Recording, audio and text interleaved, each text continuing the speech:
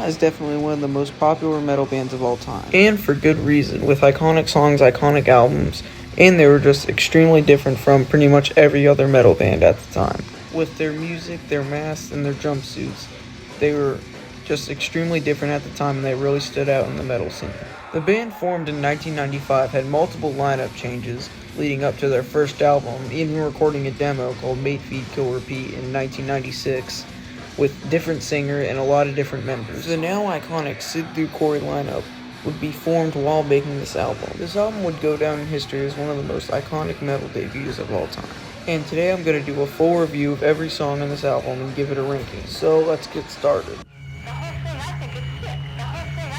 742617000027 is the opening track on the album. It's kind of just a small interlude, but I think it's a very good introduction to the album, and it leads in perfectly to the next track.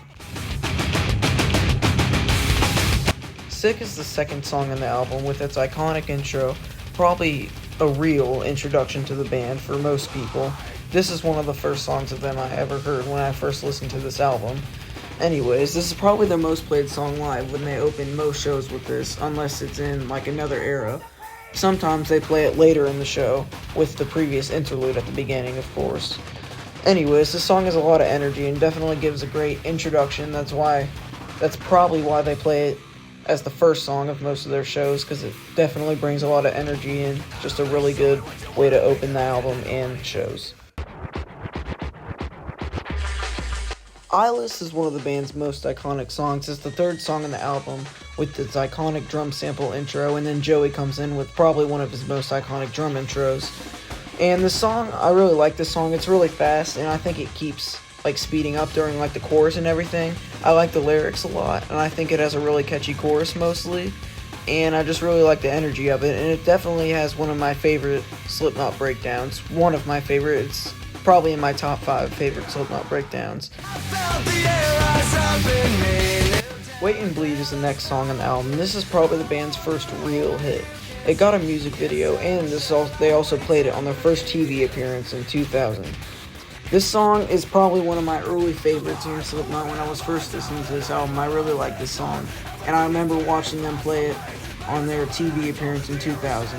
I just thought the chorus was really catchy, and I just overall really liked it. I also liked how the chorus is sped up as the song kept going. The song's only about 2.5 minutes long, but I feel like it has a lot of sections that just make it really good. Overall, a really great song. Now, I would like to pause the video for a second, because what I didn't realize is while I was screen recording the show for the video, this is probably one of the most famous incidents in Slipknot's history, where they were playing in Ohio, the state where Mushroomhead is from, and they got into a fight with the Mushroomhead fans who came there to throw batteries at them, as you can see right here, with Jim Root and Clown punching the people in the crowd, and I think they eventually got kicked out, and you can see the security guards yelling at them and stuff. So yeah, this is probably one of the most infamous Slipknot incidents, and I just wanted to mention that because I kind of forgot that I was recording this concert. Surfacing is the 5th song on this album, and it's a personal favorite of mine. I just love the energy it has, similar to Sick and Eyeless. This pretty much is just the average Slipknot song on this album. It's just pretty much about hating people, which is pretty much all every metal band at the time was about, especially Slipknot and new metal bands. Anyways, I just really think the song is catchy, with the opening riff being very, like, kind of, it gets a little repetitive, but I still really like it, and I like Sid's like turntables and all that stuff. It's just overall a really great song for me. Spit It Out is the 6th song on this album, and if it wasn't Wait and Bleed, then this was the first song to get a music video, because both of these music videos were released pretty early in the self-titled album cycle. Anyways, I really like this song. It's pretty much more of a new metal song, with Corey actually rapping a little, which a lot of people seem to like, and the song just really goes hard, I guess. And it really is another favorite from this album. And I really like the music video too, which also features the band not in jumpsuits. And later in the music video, it shows them in like jeans and stuff, which I also kind of thought was actually kind of weird, but like still overall, pretty great song and a good music video too. Tattered and Torn is the next song on the album. This song really isn't a standout to me. It's more of an experimental song. I could be wrong, but I think this comes from an earlier demo, maybe from the early days of Slipknot, but I'm not sure about that. The song is really experimental, which also started the trend of number 7 usually being a pretty experimental track on the album. On most albums, I don't really have that much to say about this track, as I said earlier. I guess it's an alright song, not really a standout for me, but I guess it's alright.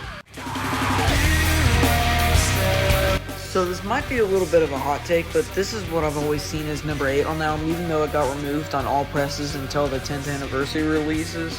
Because basically the song was about a fictional story, which Corey and Chris wrote, and they thought it was a real story, and then like Ross Robinson didn't want it on the album because he thought it was just taking some guy's story from online. But anyways, I actually really like this song. I really wish they kept this on the album, even though it is on the 10th anniversary edition, which I had to go and find. But anyways, I really like the catchy chorus, which is actually what made me listen to the song because back then I thought Me Inside was number 8, which I guess it is on most releases, and I ended up just really liking the whole song. It's just really nice verses and overall really great song. Liberate is the 9th song on the album, and for a lot of people it is a favorite, and it's one of my favorites too on this album. It's definitely one of the more popular songs on this album with a bit more of a nu metal sound like some other songs, and I overall just really like this song. It feels a lot shorter than it is, and that isn't like a bad thing. I just really like this song. And yeah, I don't have that much to say about it. It's just a pretty good song. Prosthetics is a personal favorite of mine with the iconic intro, or iconic to me at least, with the percussion, the keg, and like Chris's percussion on the drums. And I just really like the intro overall. It's just, it's more experimental like Tattered and Torn, except I like it a lot more than Tattered and Torn. It's like 4 or 5 minutes, I don't really remember, and it does kind of take a while for the vocals to start, but I think it's a long intro, but it's definitely worth it. I overall just really like the intro. It doesn't feel too long to me, but I don't really see people talk about this song too much, which is, I don't really understand, because I overall just really like the song, and probably a standout to me. My freedom is best. Whole country's on house up. No Life is the 11th song on the album, and definitely another standout for me. This is probably one of my favorites, and it's another one where Corey is rapping a little. I really like the intro, and I also really like his rapping in the verses, which a lot of other people seem to like, which he only kind of did on this album, really. And this is definitely a standout, and it's more of their nu metal style of music, and I just really like this song. This is definitely a favorite. Deluded is the 12th song in the album, and it's alright, I guess. What I noticed when I first fully listened to the song is that it's a rework of the Interloper demo from their 1998 demo. And that's actually a song that I really like, so I kind of would have just preferred putting that song on the album where this song is. Maybe it needed a little bit of fixing, but that song just had a lot more samples, which I really liked, and I don't really like the lyrics on this one. And it kind of slows down for the verses. But on Interloper, it was more of a rappy song, so I kind of like that song more. I kind of would have just preferred putting Interloper on this spot of the album, but whatever, the song's alright. Only One is the 13th song on the album, and I kind of feel like this song's just a little too much. Like, I like the chorus and everything, and I do like the intro, which is a sample from a Slayer song, but besides that, I just feel like the verses are just like, it kind of does too much, and it's only like 2 minutes, so it's a pretty short song. It's just a lot for only 2 minutes, but yeah, I guess this song's pretty good. Scissors is the 8-minute closer on this awesome album, and a lot of people don't really like this song because of how long it is, but I just really like this song. It's definitely a personal favorite on not only on this album, but one of my favorite Slipknot songs. And apparently it was Corey's favorite to play live because for the last like half of it, they would just pretty much just make everything up on the spot and just pretty much just start jamming, which Corey really liked. And actually, they haven't played it since 2000 as of August, but then they played it recently for their 25th anniversary tour of this album, which is really cool, I think. Anyways, what I really like about this song is like all the verses and stuff. The song's actually about self-harm, which I guess it kind of makes sense, but like, I just like, it's not really about the lyrics too. I just really like all the sections of the song. I think it's really nicely written, and In the end, it kind of just starts like screaming a bunch, but overall, a personal favorite on this album. I just really like the length and everything. It's just a really good song overall, and it's just a lot. I guess it's too much, really. I mean, like, I just like it too much. I can't really describe it, I guess. Oh, Eeyore. So, Eeyore is the hidden track on this album. I guess it's the 15th song on this album. And overall, this is just another favorite from this album. It's more of a recent favorite. I probably heard it for the first time like a month ago. I just love the speed it starts out with a very thrashy start. And probably one of Joey's best performances like ever. And I just love the chorus with the blast beats, and probably one of Corey's most insane vocals on this track. It's just a lot of screaming, it's a lot of drumming, it's just really good performance out of all the band members. And I think it's definitely a staple on this album, even though it's hidden from the song list on the early editions of this album. It's just overall a really great song and a perfect way to close this album. Well, I guess that's the whole album. This felt pretty quick to make, but it was pretty fun making it. I really like this album. I'm going to give it an A-, I think, overall as an album.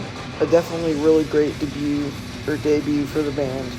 And not their best album, but I will say what my favorite album is, I think, next time.